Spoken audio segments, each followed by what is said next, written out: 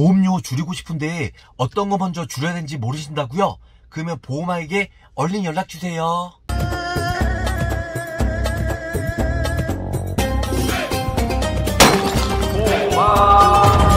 굿모닝, 보험아입니다. 반갑습니다. 자, 보험하면 보험아, 보험하면 보험이죠. 네.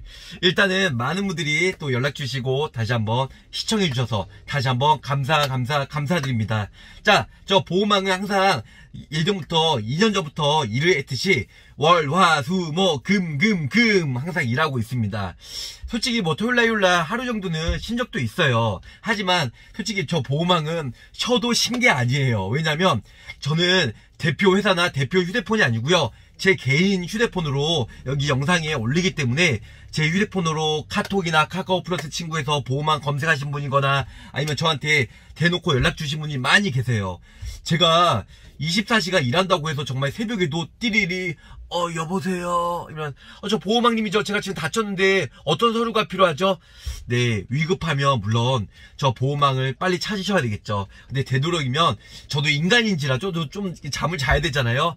12시서부터 한 6시 7시까지는 좀 푹 수면을 잘 수 있도록 그 시간을 좀 피해 주셨으면 좋으실 것 같습니다.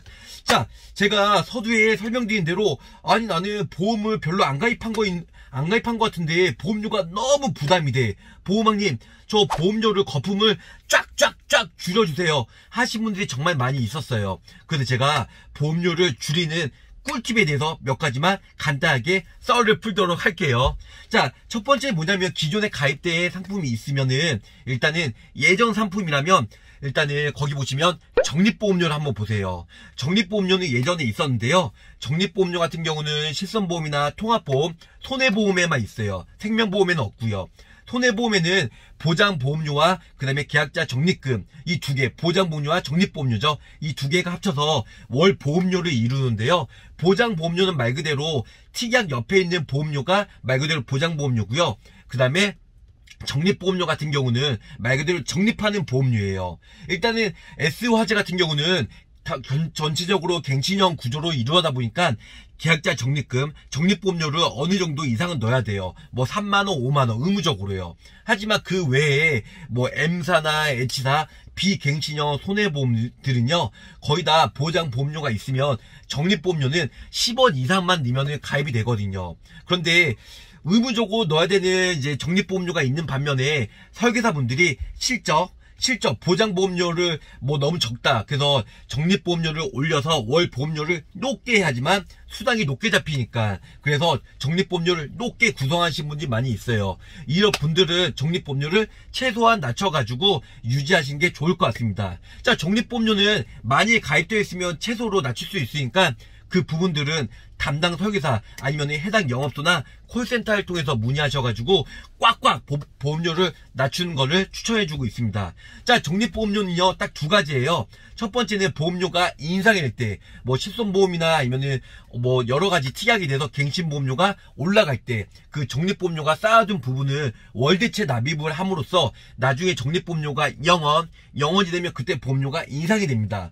물론 나중에 유용하게 쓰이기 때문에 있으면 좋겠죠. 하지만 중간에 해지했을 때도 적립보험료를 받지도 못해요. 그렇기 때문에 그 부분들 따로 적금이나 따로 펀드나 뭐 연금을 드는 게 낫지, 그 보장보험료에다가 보장성 보험에다가 따로 납입할 필요가 전혀 없다. 나중에 보험료가 인상이 될 거 걱정해서 미리 납입할 필요가 없다는 거예요. 그리고 솔직히 말씀드리면 10년 유지한 사람들은 솔직히 5명, 5% 미만이라는 거죠. 100명 중에. 그렇기 때문에 솔직히 나중에 좋은 보험도 나올 수 있고 중간에 해지할 수도 있고요. 뭐 경제적 사항이나 더 좋은 상품이 나오면요, 그 중간에 뭐 삭제되고 또 여러 가지 보험을 추가할 수 있기 때문에 적립보험료를 그렇게 처음부터 과다하게 납입할 필요가 없다는 겁니다. 물론 지금은 적립보험료가 거기 없기 때문에 예전에 많이 가입한 사람들은 일단 적립보험료가 얼마나 되었는지 증권분석을 통해서 줄이시는 걸 추천을 해드리고 있어요. 또 하나는 자잘한 특이할 수 있을 거예요. 골절수술비, 화상수술비, 아니면 조혈모 세포 이식, 아니면 중대한 특정 수술비, 아니면 뭐 질병이나 뭐 상해 고도 후유장애 80% 이상 이런 자잘한 티 같은 경우는 솔직히 보장받기 매우 힘들기 때문에 삭제하는 것을 추천해드리고 있어요. 물론 보험이란 것 큰 사고에 대비해서 몇 천만 원 나온 거 좋죠. 하지만 저도 보험 이제 15년 인생에 그렇게 걸릴 확률 거의 못 봤고요. 그리고 정말 보험료가 저렴한 거 그만큼 보장받기 힘드니까 있는 거예요. 그래서 솔직히 불필요한 특이야 다 정리해도요 3,000원, 4,000원 정도 줄어든다는 거죠. 이런 보험료를 아껴가지고 차라리 진단금이나 암, 뇌질환, 심장질환 혹은 수술비 쪽 아니면은 상해나 질병 후유장애 3% 이상 그런 쪽에 솔직히 더 보강하는 게 좋지 않나 생각합니다. 자, 또 하나는 뭐냐면 수술비예요.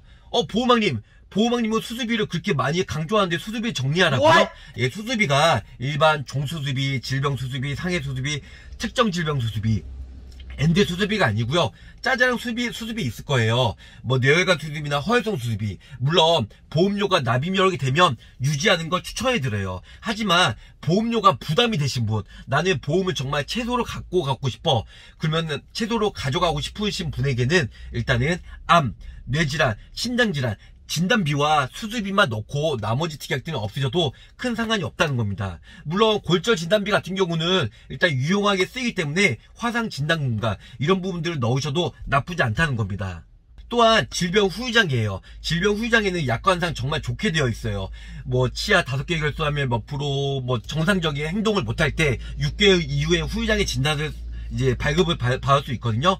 그럴 때 일상적인 정상적인 생활을 못할 때 디스크 같은 경우는 5%에서 10% 정도, 무릎 인공관절 수술은 20%에서 25% 정도 나오는데요. 그런데 이론적으로는 정말 좋아요. 근데 보상받기 매우 힘들다는 거죠. 보험료 또한 상해 후유장애처럼 진짜 매우 저렴하면 유지하면 좋죠. 근데 질병 후유장애는 상해 후유장애보다 보험료가 더 아주 많이 이제 보험료가 높게 구성이 되기 때문에 질병 후유장애는 있으면 좋지만 없어도 그렇게 살아가는 데 지장이 없습니다. 그래서 가장 중요한 거 먼저 실손보험, 그 다음에 암, 뇌질환, 신장질환, 수술비 요런 쪽만 넣으시면 될 것 같고요. 자잘한 특약 좀 넣어놓고 싶다 그러신 분들은 뭐 예를 들어서 골절 진단금 아니면 화상 진단금 그 정도만 넣으시는 거 추천해드리고 있어요. 그런데 보호망님 암 진단금은 한 어느 정도 해야 좋을까요? 아니 암 진단금은요 정답은 없어요. 물론 보험이 없으신 분들은 보통 대개 한 5,000원 정도 가입을 하세요. 이게 뭐 기준점이나 아니면 정답은 아니에요. 본인이 보험료 납입 여력에 맞춰서 아니면 내 가족력 우리 부모님이나 뭐 할아버지 뭐 할머니들은 일단은 암에 걸렸습니다. 우리 부모님도 뭐 암에 걸렸기 때문에 저도 암에 대해서 가족력이 있을 것 같고 또 요즘에 암에 걸릴 확률이 33%나 되잖아요. 그렇기 때문에 암에 대해서 두둑히 원하신 분 그리고 나는 한 달 수입이 많어 그런 분들은 2억 3억 넣으셔도 돼요. 하지만 보험료에 대해서 허덕이고 그리고 나 이 정도만 있어도 될 것 같아 하신 분들은 2천 3천만 원 있어도 나쁘지 않다는 겁니다. 그래서 보험료 납입 여력에 맞춰서 뭐 3천만 원에도 5천만 원 정도 하시면 좋을 것 같고요. 그런데 노멀하게 아무래도 5천 정도를 많이 가져가고 있습니다. 자, 보험안이 그 뇌혈관 허혈성 얼마 정도 해야 될까요? 이것도 똑같아요. 납입 여력에 맞게 하시는 게 좋을 것 같은데요. 보통 되게 노멀하게 2천 정도를 많이들 하고 있습니다. 뇌혈관 허혈성 수술비는 넣는 사람도 있고 빼는 사람도 있는데요. 거의 한 1,000 정도만 가져가시고요. 뭐 질병 수술비, 상해 수술비, 종수술비 이 정도만 가져가시고 그 다음에 나는 수술비에 대해서 좀 니즈가 있다. 나는 수술을 할 확률이 높을 것 같아. 그리고 수술은 자잘하게 많이 타먹을 수 있으니까 좋을 것 같아. 하신 분들은 N, 뇌 수술비, 특정 질병 수술비죠. 뭐 121대나 123대, 뭐 135대 이런 쪽으로 해서 수술비도 같이 넣어다 보면 다 중복해서 보장을 받을 수 있으니까 아주 알차게 가입이 되시고 나중에 보장받는데 많은 금액을 받을 수가 있을 것 같습니다. 자, 오늘은 보험료 줄이는 꿀팁 그리고 몇 가지 항목 실속 있는 보험 가입에 대해서 제가 꿀팁에 대해서 설명해 드렸고요. 내용이 좋으셨으면 구독, 좋아요, 알림 설정 꼭꼭 부탁드릴게요. 자, 저도 교회 끝나고 지금 회사에 도착했는데요. 저 보험왕도 일요일날 근무를 하고 있으니까 언제든지 연락주세요. 그리고 저 보험왕도 끝까지 함께 하도록 제가 열심히 노력하고 저는 이제 마지막으로 이 말씀을 드리고 싶어요. 저는 저한테 가입하신 모든 고객님 책임질 수 없어요. 저는 일단은 제가 41살이지만 제가 뭐 다른 유튜버 나이 든 유튜버님보다 아니면 다른 연세 드신 뭐 보험 영업인보다는 아직 나이가 젊기 때문에 오랫동안 일을 할 수 있겠죠. 하지만 저도 보험을 언제까지 할 수는 제가 평생은 할 수는 없어요. 하지만 이거 하나만 약속할게요. 제가 보험 종사하는 그날까지 저한테 믿고 맡겨주신 저희 고객님, 구독자님은 제가 끝까지 책임질 겁니다. 이건 제가 약속합니다. 네. 하나님께 벌 받아요. 저 거짓말 하면요. 네. 끝까지 함께 해줘서 감사합니다.